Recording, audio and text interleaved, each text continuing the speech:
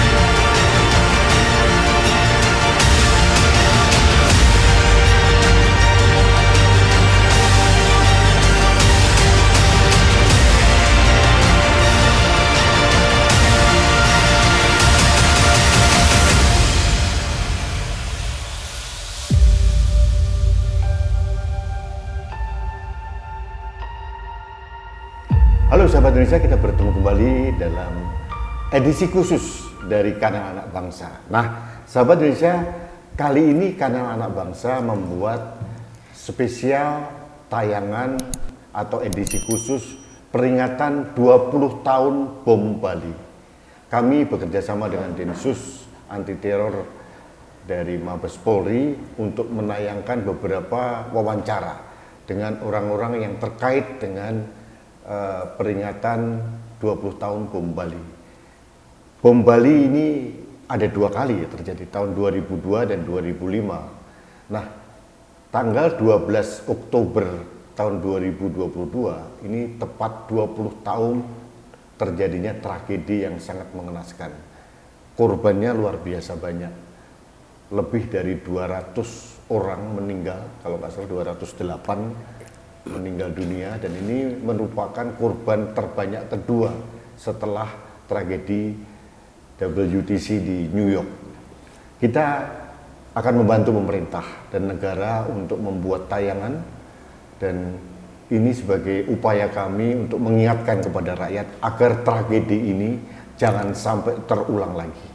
Kekejaman terorisme ini dalam bentuk apapun tidak boleh kita berikan permakluman. Harus kita lawan dan harus kita bersihkan. Nah, kami akan menayangkan beberapa wawancara. Yang pertama dengan pengamat masalah terorisme. Ini sahabat saya, Mas Islah Bahrawi. Beliau adalah direktur atau CEO dari Jaringan Moderat Indonesia. Kemudian nanti kami akan wawancara juga dengan Kadensus 88, juga beberapa pejabat tinggi Polri yang terkait dengan pemberantasan terorisme. Juga akan kami usahakan wawancara dengan korban Bom Bali serta pelaku Bom Bali.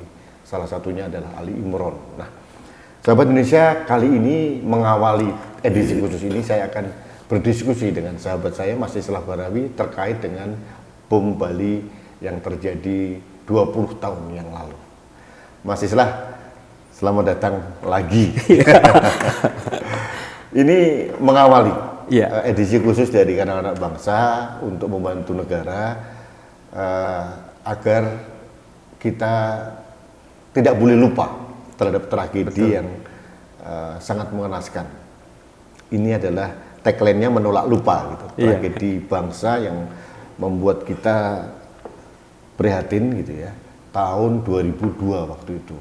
Kalau nggak salah ada 2 kafe, Padis dan Sari Cafe di Legian Bali. Korbannya luar biasa banyak, dan ini akan kita peringati sebagai upaya menyadarkan masyarakat Indonesia jangan sampai tragedi ini terulang kembali. Nah, flashback Mas, tragedi Bom Bali 20 tahun yang lalu. Anda waktu itu kalau nggak salah masih di Amerika. Iya, betul. Tapi pasti mengerti Iya. konstelasi siapa yang bertindak dan sebagainya. Mas, bom Bali ini sebetulnya jaringan mana yang pelakunya waktu itu? Terima kasih Kang Mas Rudi. Jadi saya waktu itu memang di Amerika ya. Saya mengalami WTC dan tidak lama setelah itu kurang lebih 2002 ya, itu bom Bali 1 meledak. Saya ingat betul ketika itu saya baca di koran di New York Times di Amerika itu salah satu ucapan salah seorang pejabat Abu Rizal Bakri waktu itu menjadi headline. Bali bombing blast atau apa gitu saya lupa, tapi pernyataannya Pak Abu Rizal Bakri waktu itu we are finished. Oh, waktu itu begitu. sepesimis itu. Ya memang waktu itu kan mengguncang. Artinya apa? Publik betul-betul dibuat kaget, ini ada apa ini? Memang sebelumnya ada kejadian bom meledak. Ada kejadian itu, bom malam Natal yang menewaskan salah satu anggota Banser. Tapi waktu itu kita belum pernah berpikir bahwa akan ada bom sedahsyat ini yang menewaskan sampai ratusan orang. Artinya bom Bali 1 ini korbannya terbesar di Indonesia sepanjang. Betul. Jadi kalau kita mau tahu timeline rentang waktu bom yang meledak luar biasa di sana sini itu terjadi tahun 2000 sampai 2009. Dan ini dilakukan oleh jaringan yang sama, yaitu jaringan Jamaah Islamiyah. Tapi waktu itu kan Densus belum terbentuk. Waktu itu belum ada Densus, masih Satgas Bom. Oke. Satgas Bom. Waktu itu memang Satgas Bom ini masih meraba-raba, ini apa-apaan ini? Pasti begitu. Karena Indonesia, penegak hukum di Indonesia masih belum punya data jaringan dan betul-betul masih meraba gitu. Ini kan kayak seperti warna hitam dalam gelap gitu. Ini siapa ini pelakunya? Ini apa-apaan ini gitu. Nah, setelah ditangkap, dipetakan dan sebagainya. Nah, ini memang unik. Terbongkarnya bom Bali 1 ini unik sekali. Nah, saya potong dulu. Pada waktu itu negara atau dalam Polri belum punya mapping tentang jaringan terorisme. Jelas belum, pasti belum. Tapi mungkin kemungkinan besar sudah ada, kan dulu ada NII kita. Pasukan militan pertama yang melakukan pemberontakan terhadap negara dengan jalur-jalur combat, dengan jalur-jalur peperangan atau aksi teror gitu, itu dilakukan oleh NII. Nah, pasti rujukannya ke sana dan ternyata betul kan. Artinya NII kemudian pecah dari kelompok Ajengan Mas Duki dan Adah Jailani, memecah karena Abdullah Sungkar tidak setuju dengan secara hukum agama dan kepercayaan agama berbeda ternyata. Karena Abdullah Sungkar ini sudah Wahabi. Waktu itu. Nah, sementara Ajengan Mas Duki, Adah Jailani ini masih kelompok-kelompok yang masih percaya terhadap keris dan sebagainya.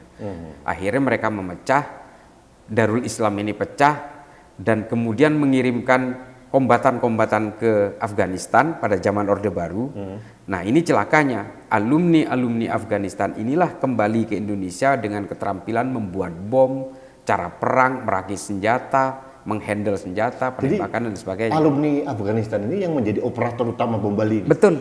Salah satunya Muklas. Iya. Kemudian ada Amrozi. Iya. Ada satu lagi Ali Imron ya. Ali Imron. Ini 3 bersaudara. Iya, ada Imam Samudra juga di luar itu dari kelompok Serang. Jadi memang pelaku bom Bali 1 ini adalah semacam kolaborasi jaringan dari jaringan Solo, ada jaringan Serang, Banten, dan jaringan Lamongan. Itu masih dalam afiliasi dari JI. Iya, waktu itu sudah berubah bentuk menjadi Jamaah Islamiyah, bentukan Abdullah Sungkar, pecahan dari Darul Islamnya NII.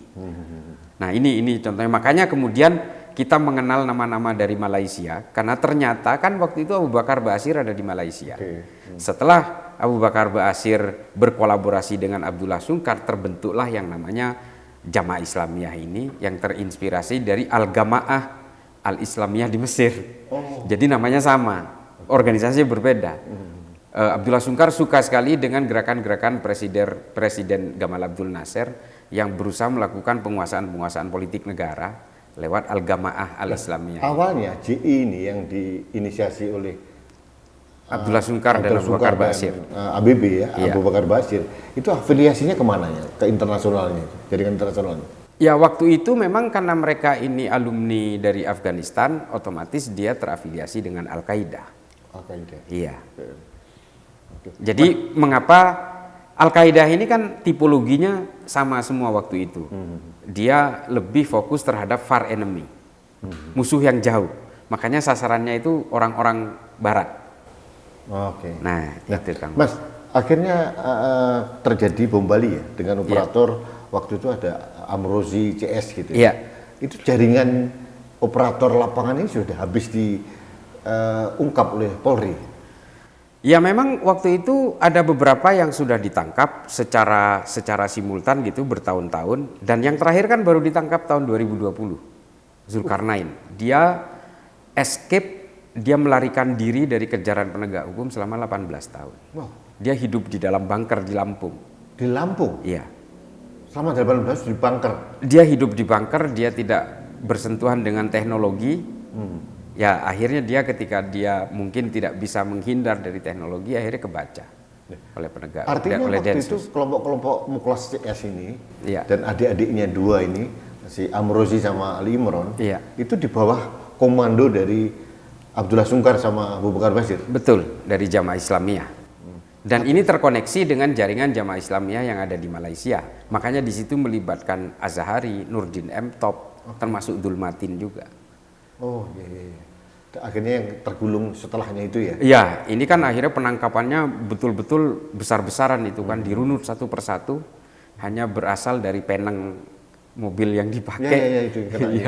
Itu yang menjadi dasar yang di sepak mobil yang Dasar dari crime scene investigation awal ketika itu. Waktu itu kita masih kerjasama sama Australia juga ya, Pak? Ada keterlibatan karena korbannya memang orang Australia paling banyak. Ya. Mas, sebetulnya aktor intelektual itu selain Abdullah Sungkar dan mungkin Habibie sebagai yang memberikan blessing lah gitu ya. Iya. Nah, ini pelaksananya kan Muklas CS ya. Iya. Sebenarnya jabatan Muklas CS itu sebagai apa waktu di JI? Ya dia sebagai salah satu operator dari jaringan, kan di JI itu zaman itu masih ada Mantiki. Ada Mantiki 1, Mantiki 2. Ini governorat sebenarnya. Kalau kita lihat seperti Taliban hari ini, itu kan memang kegubernuran lah, kurang lebih. Kalau mengacu kepada zaman khilafah ini kan governorat. Nah Mantiki ini kurang lebih sama seperti itu. Nah ini berada di wilayah Mantiki 2 kalau tidak salah ya. Dipimpin Muklas? Iya. Oh jadi gubernurnya Muklas waktu itu? Iya, memang ya termasuk Muklas dan segala macam ini kan sebenarnya kalangan elitnya yang disebut dengan Markaziyah itu. Oke. Ini semua ini adalah think tanknya, mereka ini politbironya kurang lebih seperti itu, dan ini yang menjadi operator lapangan juga sebenarnya. Tapi real pelaku lapangan siapa Mas waktu itu? Ya termasuk Amrozi juga, itu juga termasuk Amrozi, termasuk Ali Imron, itu adalah salah satu pelaku lapangan. Dan mobil yang dipakai untuk meledakkan itu kan ketahuannya setelah terjadi transaksi kelima dari jual beli mobil itu terhadap atas nama Amrozi. Kan ketahuannya dari situ. Lalu keterlibatan Imam Samudra di mana? Imam Samudra ini adalah bagian dari anggota jaringan Banten yang kemudian masuk ke jaringan pelaku peledakan bom Bali ini. Dia bagian dari kelompok jaringan yang berusaha mempersiapkan struktur peledakan ini. Sasarannya kan waktu itu memang Bali, sementara kelompok ini memang berada di Jawa antara jaringan Solo, jaringan Lamongan, dan jaringan di Serang. Jangan salah juga, hampir semua kejadian bom dari tahun 2000 sampai 2009 itu semua epicentrumnya ada di Solo.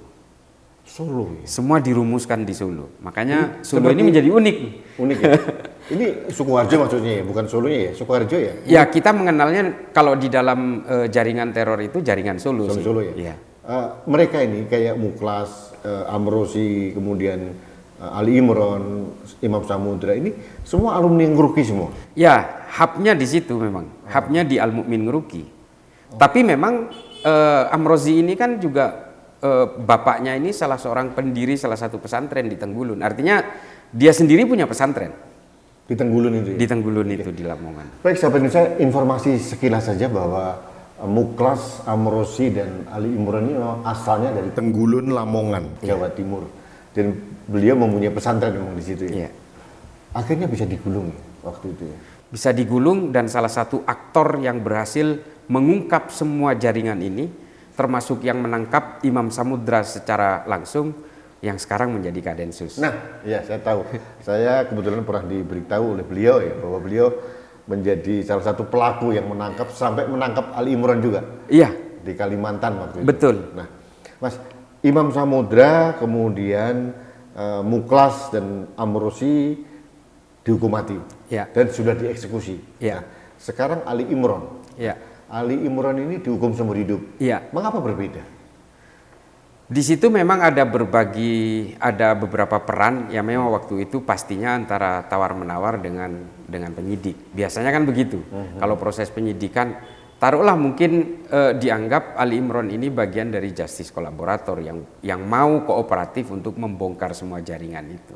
Dan sampai sekarang? Sampai sekarang ya dia masih berperan untuk memberikan beberapa informasi yang sifatnya uncovered kepada pihak penegak hukum di Densus 88. Dia kan memang sangat vokal untuk melakukan upaya deradikalisasi, termasuk mengajak teman-temannya untuk kembali reintegrasi kepada NKRI, dan juga sering memberikan informasi-informasi yang diperlukan oleh para penegak hukum. Apakah Ali Imran tidak bisa disebut sebagai justice kolaborator kalau begitu? Ya mungkin produk itu masih belum ada waktu itu. Undang-undang untuk JC kan mungkin belum ada pada sekitar tahun 2000-an awal itu. Tapi pada intinya akhirnya mungkin semacam gift kurang lebih kenapa dia sendiri kok seumur hidup, karena dia mau membongkar semua jaringan ini. Nah, untuk masalah Ali Imran nanti akan saya tanyakan langsung. Iya, betul. Nah, Mas, waktu itu Mas Islah Barawi ada di Amerika Serikat. Nah, waktu itu kesan dunia terhadap terjadinya bom Bali itu seperti apa? Opini publik dunia ini? Ya kalau saya kan kebetulan tinggal di Amerika. Waktu itu WTC itu sudah menghentak kami semua, dan terutama saya seperti saya yang orang Islam. WTC tahun 2001. Tanggal 11 September. 11 September ya. Ya. Saya ada di Auckland waktu itu, tinggal di Auckland. Dan setelah itu kemudian peta berubah. Orang Amerika betul-betul menjadi fobi terhadap orang Islam. Saya katakan menjadi fobi. Karena termasuk saya harus lapor ke Departemen Kehakiman secara berkala. Dan setiap kita ke masjid misalnya Jumatan itu memang ada intel-intel FBI yang namanya Islah Barawi. Kalau Rudi S. Kamri enggak. Mungkin ya tergantung kalau Kamri dianggap bahasa Arab. Mas, oke. Jadi publik dunia itu kok terhentak juga. Terhentak, dan ini dan setelah orang Amerika merasa ketakutan terhadap orang-orang Islam yang ada di Amerika, tiba-tiba ada satu negara dengan populasi pemeluk Islam terbesar di dunia, tiba-tiba juga terjadi ledakan di situ. Nah, apa yang terjadi setelah itu? Ya pasti kan travel warning waktu itu. Ya artinya opini publik seperti apa? Ya opini publik akhirnya memang menimbulkan ketakutan-ketakutan terhadap orang-orang komunitas Muslim. Saya merasakan sendiri di sana. Saya tuh betul-betul ditakuti. Sampai akhirnya saya tuh untuk menggunakan simbol-simbol keislaman pun di dalam diri saya itu juga akhirnya jadi takut. Dan untuk terbang kan otomatis nama saya ini kan kalau di paspor itu Muhammad Islah Bahrawi Qorib. Ada 4 suku kata, coba bayangkan itu. Arab banget gitu. Arab banget gitu. Hingga akhirnya saya sebenarnya punya tiket ke Virginia. Yang seharusnya saya terbang 6 hari setelah WTC. Itu akhirnya dibatalkan oleh maskapai sepihak. Uangnya dikembalikan tapi saya tidak boleh terbang. Reasonnya? Alasannya ya memang mereka merasa ketakutan dengan nama-nama yang Islam. Saya mungkin dianggap takut membajak pesawat dengan metodenya Ahmed Atta dan sebagainya itu. Mungkin ya artinya Amerika betul-betul mengalami keguncangan hebat di komunitasnya, termasuk keguncangan politik, keamanan, pertahanan, semua betul-betul menjadi apa ya, bukan fobia ya, kalau menurut saya lebih over aware gitu. Akhirnya memang menimbulkan diskriminasi. Ditambah lagi dengan kejadian di Indonesia, itu headline-nya, Kang Mas. Di New York Times itu kalau nggak salah itu hampir seminggu selalu headline. Di San Francisco Chronicle di tempat saya itu juga berhari-hari selalu beritanya tentang bom Bali. Yang dikutip pernyataan-pernyataan politisi dari Australia, travel warning akhirnya dari mana-mana termasuk Amerika semua, dan tidak sedikit juga kolumnis-kolumnis itu yang menulis ketakutan terhadap Islam. Nah, dari sini kan kita jadi ini, artinya gini loh, Kalau agama itu sudah identik dengan kekerasan, orang akhirnya bukan hanya tertarik kepada agama, malah takut akhirnya kepada agama. Jadi sebegitu besar ya? Dahsyat sekali memang. Ya. Dan apalagi ketika tertangkap, itu mungkin masih ada jejak digital kalau di Google ya. Fotonya Amrozi itu menjadi foto yang sangat besar kalau nggak salah di Washington Post, seingat saya itu. Mendunia juga? Mendunia sekali. Iya. Jadi waktu itu memang dampaknya untuk Bali dan Indonesia luar biasa. Iya, tapi sayangnya memang ketika penangkapan dari kelompok jaringan ini yang muncul adalah AFP, Australian Federal Police, bukan dari Polri waktu itu. Seolah-olah yang nangkap mereka. Iya, seolah-olah mereka yang mengungkap dan menangkap. Polri ya? Padahal Polri, Satgas Bom itu. Salah satu pelakunya yang jadi Kadensus hari ini, Pak Irjen Pol Martinus Hukom. Dan juga kegigihan Pak Goris Mere, seingat saya waktu itu, yang saya baca ya waktu itu. Memang Pak Goris Mere banyak diberitakan di situ. Memang di situ sangat dikenal waktu itu, karena ditulis di media-media terkemuka. Goris Mere ini disebut-sebut terus gitu. Mas, oke. Saya pengen informasi ini. Nah, posisi Hambali di mana dalam kaitan bom Bali ini? Hambali ini kan menjadi salah satu kolaborator penghubung antara Al-Qaeda dengan jaringan lokal di sini. Oke. Termasuk fundingnya juga yang menjadi penghantar itu artinya Hambali. Dia terkait juga dengan bom Bali? Oh, terkait juga. Terkait juga ya. Karena nanti akhirnya setelah peledakan itu, ada beberapa bonus-bonus uang yang kurang lebih 100.000 US dollar, itu Hambali yang bawa. Jadi setiap melakukan peledakan bom, Al-Qaeda itu memberikan bonus kepada mereka untuk stimulan aksi-aksi berikutnya. Dan itu Hambali yang menjadi hubnya, menjadi penghubungnya.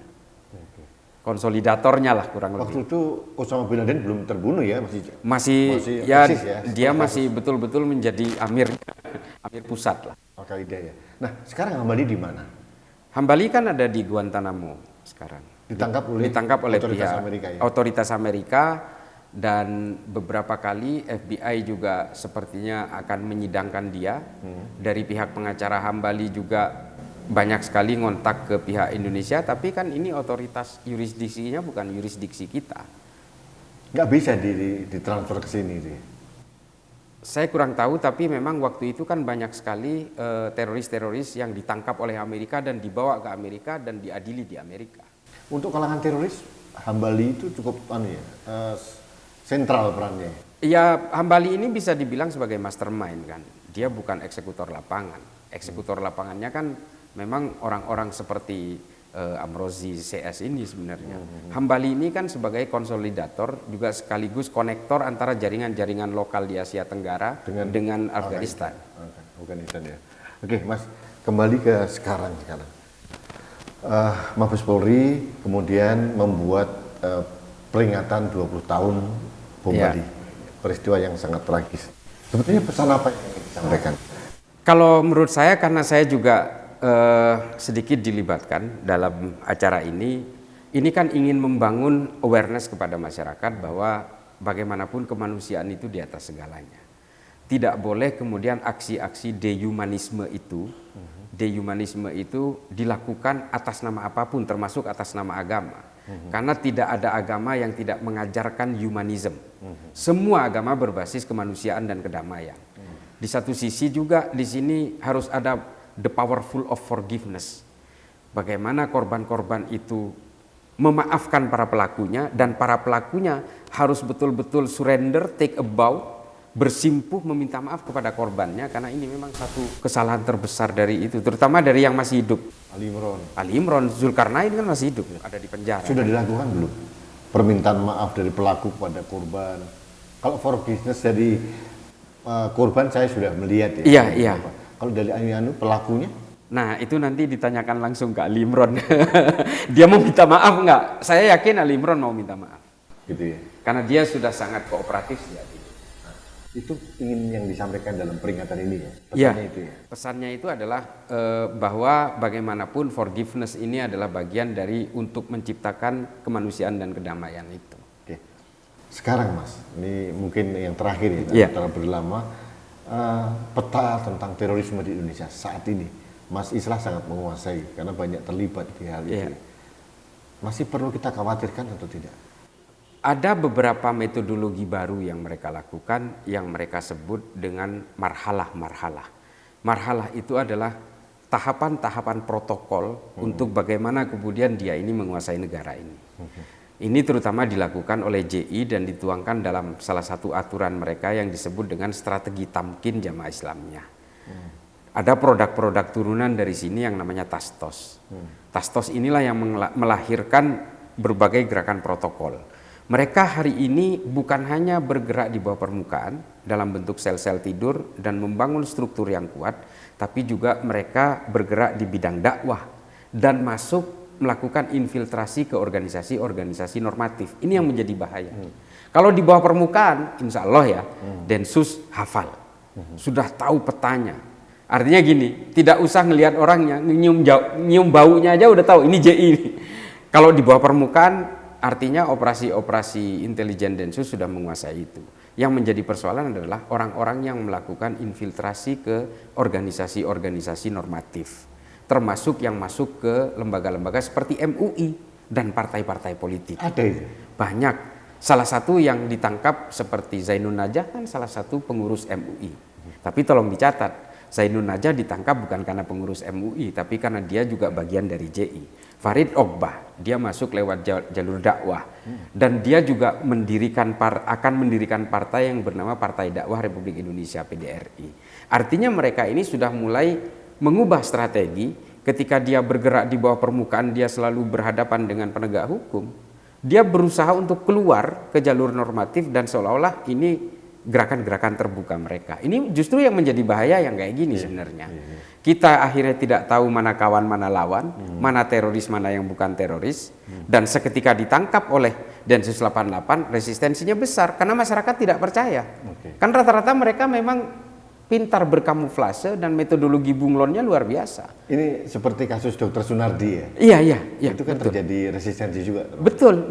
Bahkan dari organisasi dokter pun juga bereaksi. Gitu. Iya, betul. Dan ini Kang Mas, jadi banyak sekali orang, loh itu yang ditangkap Densus itu kan bukan teroris, dia kan selama ini kan guru ngaji, imam masjid, kan begitu. Dan cacat katanya begitu. Iya, dan cacat. Dan hal-hal seperti inilah yang memang kemudian banyak menipu masyarakat. Makanya menurut saya, yang paling berbahaya itu adalah mereka yang bergerak di atas permukaan. Mereka berkamuflase ya? Berkamuflase. Seperti bunglon begitu Mas? Iya, ada yang nyamar jadi pengacara lah.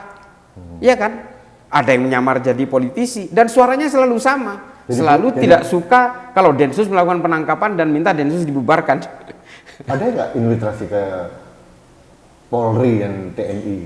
Banyak. Dan buktinya kan banyak. Yang PCS kemarin dia? Iya, kan ada juga 2 polwan dari Polri yang mau berangkat ke Suriah tapi akhirnya ditangkap.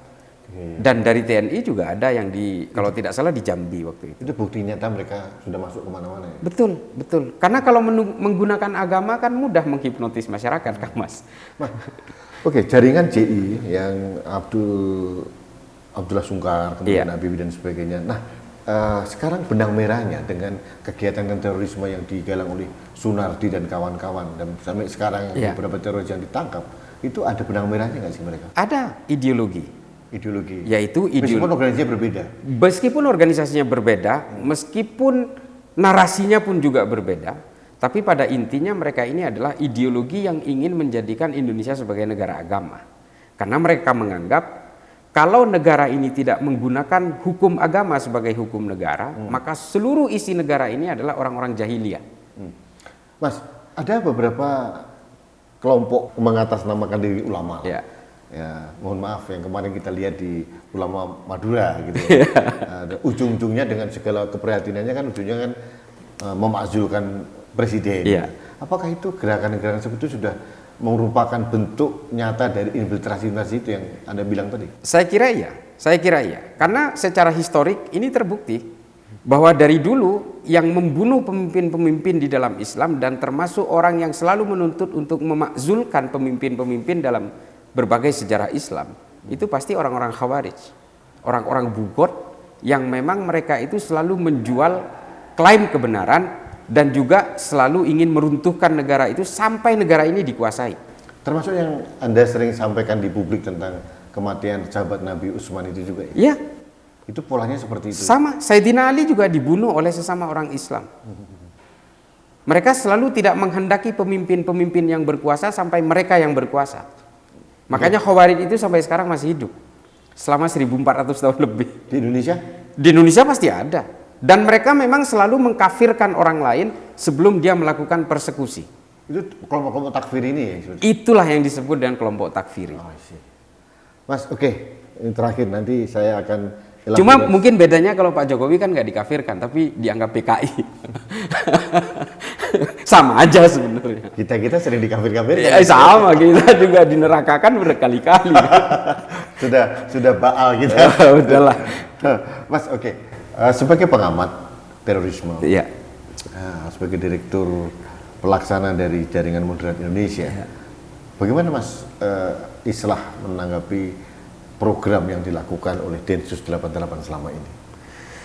Memang banyak orang tidak melihat bahwa Densus ini sebenarnya juga melakukan upaya pembinaan terhadap mantan-mantan napiter, upaya-upaya kontraradikal, deradikalisasi, dan juga kontra ideologi terhadap mereka. Bahkan Densus itu punya satu kasubdit tersendiri di Direktorat Pencegahan itu namanya kontranarasi.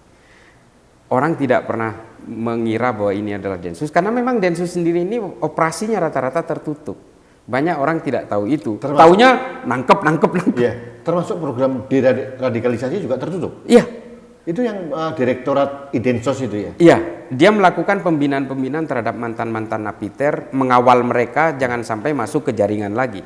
Efektif tidak? Menurut saya efektif. Karena kalau dilihat dari persentasenya, mantan napiter yang kemudian menjadi teroris kembali itu persentasenya kecil dibanding mereka yang sadar. Menurut saya efektif. Jadi selama ini singkat cerita Densus dalam 88 on the track lah. On the track, sangat on the track, dan saya kebetulan sangat aktif dalam membantu Densus di Direktorat Pencegahan untuk melakukan penguatan-penguatan kontra ideologi terhadap mereka ke berbagai wilayah, termasuk ke berbagai mantan napiter itu. Termasuk ke Malaysia juga? Termasuk ke Malaysia juga. Itu juga kami lakukan supaya kita betul-betul, dan ini memang gerakan-gerakan Densus ini kita harus memahami karena memang Densus itu kan dikenalnya hanya tukang nangkep. Padahal penangkapan itu adalah 30% dari berbagai operasinya Densus. 70%-nya adalah upaya kontraradikal dan deradikalisasi. Ini yang tidak diindus oleh masyarakat. Betul. Nah, ya harusnya mungkin itu harus kita dorong Densus untuk memberikan informasi ke publik ya, sehingga opini publik tidak menganggap bahwa Densus hanya nangkep. Tapi kan memang posturnya Densus itu dari dulu memang tertutup. Ya, make sense sih, masuk akal karena gerakan mereka memang untuk pemberantasan yang sangat. Iya, sejak tahun 2000 kan yang ditangkap kurang lebih 2000 orang. Artinya kalau Densus ini hanya pekerjaannya hanya tukang nangkap, bukannya tidak menyadarkan mereka secara ideologis, pasti lebih dari itu yang ditangkap. Oke, terima kasih Mas Islah. Sebelum saya mengakhiri, saya memberikan apresiasi waktu ceramah Mas Islah di IPDN. Oh iya, terima kasih. Itu luar biasa, itu menjadi inspirasi orang untuk bangsa. Dikutip banyak media, dan saya sebagai orang yang baut kecil dalam menjaga Indonesia ini sangat terbantu. Saya murnya. Jadi terus bersuara Mas Islah untuk menjaga Indonesia ini, dan dengan segala keahlian Anda, bahwa Anda adalah salah satu cendekiawan Muslim yang menyadarkan Indonesia ini yang penting. Dan mudah-mudahan ini kegiatan 20 tahun Bom Bali ini efektif ya. Pesannya sampai ke masyarakat seperti yang Anda sampaikan tadi. Betul. Dan ini kita harus dukung bersama. Jangan sampai tragedi ini terulang lagi. Betul, amin. Mudah-mudahan tidak terulang lagi. Oke, terima kasih Mas Islah. Baik, sahabat Indonesia, demikian wawancara pertama saya dengan sahabat saya, Mas Islah Bahrawi, Direktur Pelaksana dari Jaringan Moderat Indonesia. Beliau juga banyak dilibatkan dalam memberikan narasi-narasi untuk pencegahan terorisme, banyak terlibat dan banyak pencerahan yang diberikan oleh beliau. Dan satu hal lagi, nanti apa yang disampaikan oleh Mas Islah akan lebih saya elaborasi lagi dengan mewawancari beberapa orang untuk mendalami lebih detail terkait dengan bom Bali ini. Dan satu lagi yang penting, kita harus mempunyai kesamaan sikap, menolak lupa, dan yang paling penting jangan sampai tragedi yang sangat memprihatinkan ini terulang lagi di negeri ini. Terima kasih, kita bertemu kembali dalam edisi khusus peringatan 20 tahun Bom Bali.